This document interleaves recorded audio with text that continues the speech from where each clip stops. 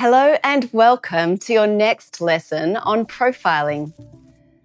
Now, your profile reveals a lot about how you express yourself in the world and how others see you.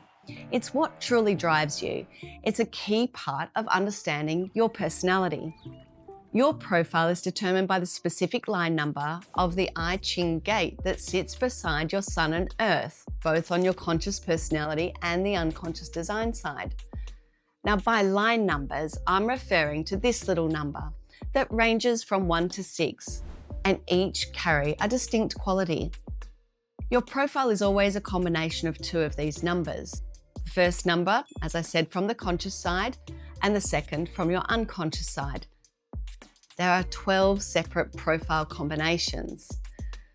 So the next thing to understand is that there are 3 types of profiles.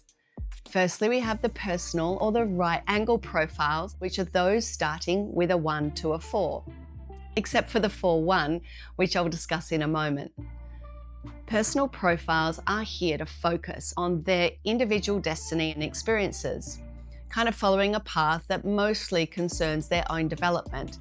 They're learning about themselves through direct personal encounters with life. Then we have our interpersonal or our left angle profiles, and those are starting with a 5 or a 6.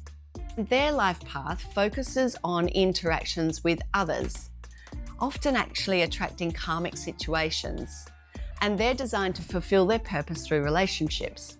They're here to learn and teach by engaging with the people in their environment.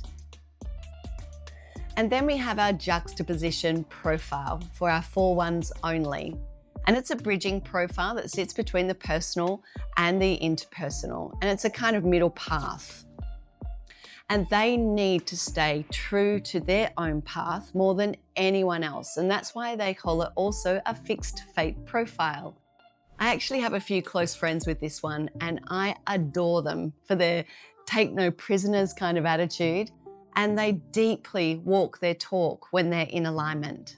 So with this in mind, I'll use the analogy of a house to explain the 6 perspectives, because even though we're specifically discussing profiles here, you will have elements of all of these throughout your chart.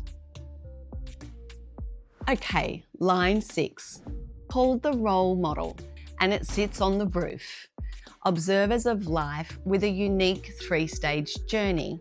Actually, until age 30, they really experience life more like a 3 in that experimental trial and error phase of their lives. But over time, through the wisdom of those experiences, they step into leadership through embodiment of everything that they've gone through in their life.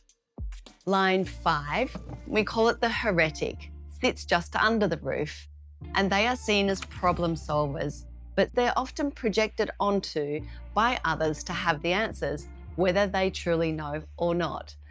They are here to create change, and sometimes that means speaking up or going against the norms. Line 4, we call the opportunist. They are the team players. They sit in the middle here. They're heartfelt, community-orientated, warm-natured. Their network is their key to their opportunities and their success in life, but they're also highly sensitive.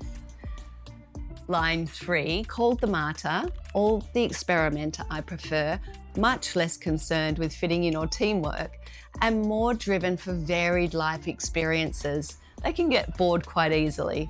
They need to learn by their own trial and error to become wise and resilient. They just need to maintain some consistency with those experiences and build on them over life. Line 2, called the hermit, highly talented people, but often unaware of their gifts until recognized by others. So we say they thrive on working on those gifts in solitude, and then when they feel seen and recognized for them, being called out to offer those to the world. They really need to feel natural, to know that they're aligned in their external environment. And line 1, the investigator, they're the foundation builders who are here to get to mastery through research and discovery, study and practice. And they gain confidence over time to step into the world fully prepared. Now, I just want to make one thing really clear. Just because you don't have the so-called interpersonal teacher profile or you have a personal profile, it doesn't mean you can't teach. I have met incredible teachers who are 1-3s or 2-4s, but what truly matters is to embody the gifts and the challenges of your own profile. Because when you are completely embodied in your passion and your purpose, you will naturally inspire others around you to do the same. Now remember, Amy will take your profile into account when answering any of your questions, really helping you understand and integrate this knowledge into all of your real life experiences. So have fun exploring this part of your design. So let's get going.